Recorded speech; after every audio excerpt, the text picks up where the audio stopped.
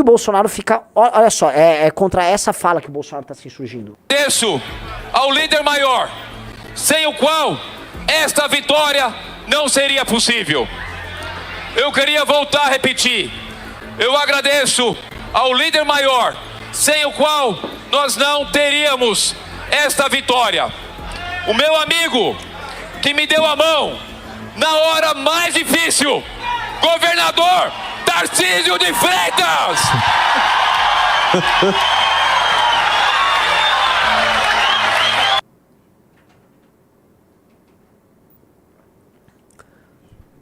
É isso.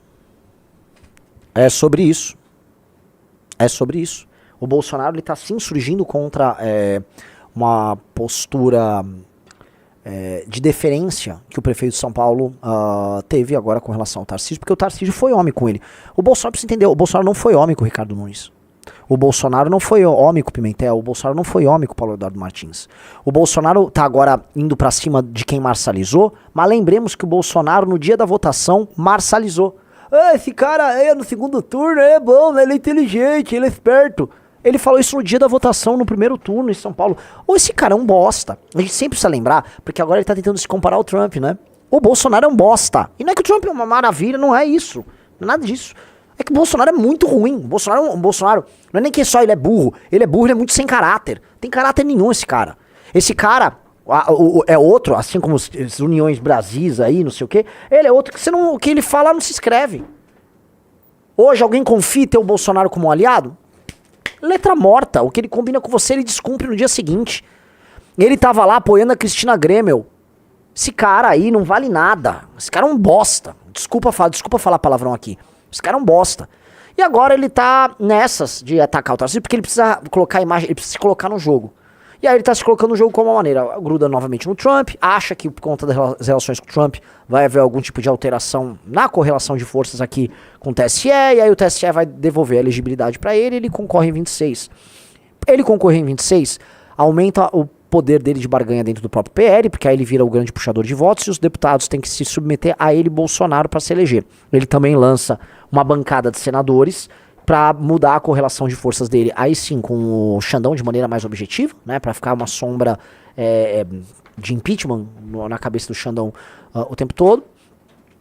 E aí ele acha que o futuro dele está sendo garantido, não para ele, mas vamos ser bem direto, porque ele vai estar bem velho, né, ganhando ou perdendo, ou concorrendo ou não às eleições, para a família Bolsonaro, porque o objetivo é criar um clã, uma espécie de um clã familiar, com as pessoas se submetendo aos Bolsonaro.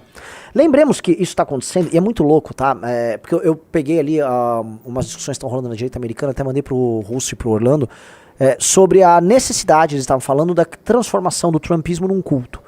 Precisamos transformar isso num culto, porque grandes empresas funcionam porque são cultos, famílias, elas funcionam porque elas são culto, e um grupo político funcionar é um culto. Eu até brinquei pra vocês, falando que o MBL é uma seita, é um culto, o Superman falou, e eu não discordo. Eu acho que um conjunto de signos, um conjunto de valores, a ideia de um caminhar conjunto, algumas pessoas vão falar que é um culto, mas não é. Às vezes é justamente, você pode ter elementos, né, gatilhos que funcionam com as pessoas, tá? De modo a fazer com que elas vejam algo maior naquela construção delas, tá? Isso não precisa ter uma base religiosa por trás. Não, eu entendo os elementos ali, tá? São elementos, são gatilhos que são utilizados. Esse post aí, né, ele pegou, na verdade, de um texto que outra pessoa, eu esqueci quem postou, acho que alguém lá da Passage Press que escreveu, não sei, acho que foi o Lomas que escreveu, né, mas ele disse, toda empresa de sucesso é um culto, toda família de sucesso é um culto, todas as unidades sociais sem um líder carismático se desintegram ou morrem, seu amigo é aquele que adora os mesmos deuses que você. Lição: construa uma tribo com missões compartilhadas.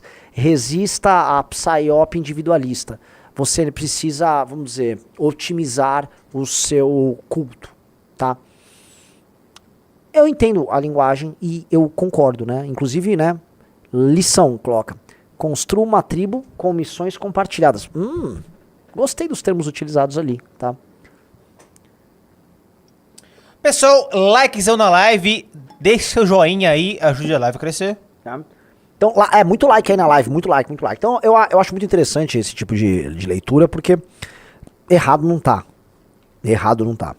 Voltando, então o que os Bolsonaro querem fazer, aqui do ponto de vista estratégico com razão, é transformar o bolsonarismo num culto a eles. Meio que já existe esse culto a eles, natural, existe já esse elemento religioso, um elemento messiânico ligado a eles. E o Bolsonaro quer deixar isso de legado, imaginou, para os seus próprios filhos, porque ele já vai começar a ficar muito velho para poder exercer esse papel o tempo todo. E ele precisa fazer isso pros próprios filhos, porque se não for com os filhos, será com quem? Será com aqueles que estão o traindo. E aqui é um ponto que a gente precisa levantar. Os maiores bolsonaristas, para além da família, eles traíram o Bolsonaro. E o Bolsonaro sabe disso. Eu tô falando do Nicolas Ferreira e eu tô falando do Salles. Tem matérias já saindo sobre isso, mas, poxa, quem acompanha, digite se você viu. A gente falou isso de todo mundo. Nicolas, Salles, André Fernandes, Gustavo Gayer, essa galera já marcializou lá na eleição. Esses caras adotaram um caminho, esses caras botaram as asinhas de fora. E os Bolsonaros sabem disso. Esses caras estão, especialmente o Nicolas, tá? O Salles, a gente tem uma questão de rancores com relação ao Bolsonaro, pelo Bolsonaro ter apoiado o Nunes e não ele para prefeito. Tem várias outras questões ali, tá? Mas o do Nicolas foi isso. O Nicolas foi com muito sede ao pote e a relação trincou. A relação deu uma trincada. Não há como negar que a relação tá trincada ali. Entretanto, tá? Não é com o Nicolas que o Bolsonaro se preocupa no curto prazo, porque o Bolsonaro precisa se estabelecer como candidato a presidente. Ele precisa agora, né? A ideia de se recolocar como líder máximo da direita passa por necessariamente se colocar como candidato. Se ele não for candidato, ele não é um líder máximo. E ele entendeu isso. O que aconteceu com o Marçal agora assustou demais a família Bolsonaro. Eles sentiram pela primeira vez um esvaziamento. Pela primeira vez eles foram nos perfis deles e foram destruídos pelo próprio público. Não uma, não duas, não 10 vezes. E aí eles capitularam. E aí o único que foi homem de peitar o Marçal dentro do universo deles foi vamos colocar aqui. O Tarcísio. E aí 2, o nosso amigo Kim Paim. Eu falo assim porque o cara não foi assim. Nosso amigo Kim Paim foi lá. E eu acho que ele e a companhia, eles estão fazendo essa espécie de retomada de campo, tá? Carlos Bolsonaro, tá? Que é uma coisa que eu falei. Vocês, caso vocês ganhem aí essa disputa com esses marçalistas, com esses traidores do seu campo, vocês têm que ser implacáveis com eles. A começar pelo Nicolas, que é o maior deles.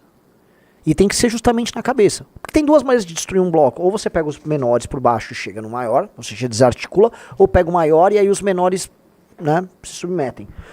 Eu não sei qual o caminho, mas eles estão pegando o Salles, eles estão batendo no Salles com maior ênfase, mas inevitavelmente eles vão ter que chegar no Nicolas. O Onyx já escreveu assim: pela primeira vez o rei sentiu medo. E é verdade. O Bolsonaro, ele tá sentindo que ele perdeu, o rei que perdeu a majestade. Então ele tá tentando que se reafirmar. Então eu tento ver uma dessas matérias que a gente tava vendo aí, Riso. O Bolsonaro fala: eu sou a única liderança da direita! Se você precisa falar que você é a única liderança da direita, é porque você já não é mais a única liderança da direita. Porque quando você precisa ficar falando o tempo todo é que não é autoevidente. E se não é autoevidente, é porque se torna uma imposição. Veja só. Tem um líder, que é incontestável. Tem dono da direita, tem um líder, que é incontestável. E tem jovens lideranças aparecendo pelo Brasil. E sempre vai ter alguém, né, querendo aí dividir o que é chamar de direito hoje em dia. Não vai conseguir, são frustrados. Até botei um nome carinhoso, são intergalácticos. Eu gosto muito que... tem que... Pausa. Que é até por uma questão de relevância, tá? Ele coloca o bloco bolsonarista como o único bloco, ou seja, ele faz aquela velha confusão inteligente da parte deles entre direita e Bolsonaro. Então não existem figuras para além do Bolsonaro na direita e para essa divisão. Nesse ponto, assim, ele falar que ele é a única liderança em conteste é meio ridículo, porque foi contestado sim. O marçalismo já está em processo de invasão ali, e o eleitor já deixou um recado bem claro pro Bolsonaro que ele não tá ali para obedecer cegamente ele mais. Antigamente obedecia, mas não tá. Olha, se tiver alguém bonito aí na praça, a gente também idolatra. Agora, obviamente que ele não coloca nem a gente ou qualquer outra expressão que surja na conta, porque a gente precisa crescer para entrar nessa briga para valer, crescer de verdade. E 2, porque eles também não querem acreditar que esse problema de desconstrução dele vai se ampliar. Eu já vou avisar, a missão terá candidato a presidente da República em 2026, sim. E o candidato que nós vamos ter vai contestar e vai expor. Porque se o Bolsonaro tiver num debate, seja com o Beraldo, seja com o Arthur Duval, ele vai passar sérios apuros. Ele vai passar sérios apuros. E se o Marçal tiver, vai passar sérios apuros. Ambos vão passar sérios apuros. porque não vai ter candidato mais inteligente e mais combativo do que o candidato da missão. E outra coisa, se todo mundo acha que a gente vai ficar dormindo de touca nessas agendas bosta que a direita brasileira fica defendendo, não vamos. Nós vamos surpreender todos vocês já em 2025. Então a missão terá candidato a presidente? Sim. Sim. Nós teremos. E, assim, tem imbecil que vai ficar, eu vou continuar votando no Bolsonaro, a gente que cai em papo de mim? Tem. Só que esse imbecil vai ter que votar falando assim, eu voto nele porque eu gosto dele. Porque, racionalmente, todos os argumentos serão desconstruídos e a gente vai lutar com todas as forças para ter um grande desempenho e lutar para ir pro segundo turno. Se não conseguir, ou se vai conseguir, aí é outra história. É a nossa estreia, tá? Só que, de agora em diante, ninguém vai poder fingir que a gente não existe, porque nós vamos disputar o grande jogo. Nós vamos disputar o grande jogo. E aí esse papo de inconteste vai mudar. Nunca ninguém apontou o dedo pra um bosta desses num debate e falou, explica aí por que você traiu o eleitor, por que você acabou com a Lava Jato, explica aí sua participação na soltura do Lula, vagabundo. Esses dois vagabundos aqui, Lula e Bolsonaro, um fica abraçando o outro. O Bolsonaro soltou o Lula e o Lula fica falando pelos quatro cantos que quer soltar o Bolsonaro. Por que vocês votaram juntos nessa matéria aqui? Por que vocês não questionam compra de voto? Me explica esse negócio. Por que você apoiou o Zanin pro STF? O Zanin que é o advogado do Lula, que tava advogando pro Lula quando o Lula foi preso.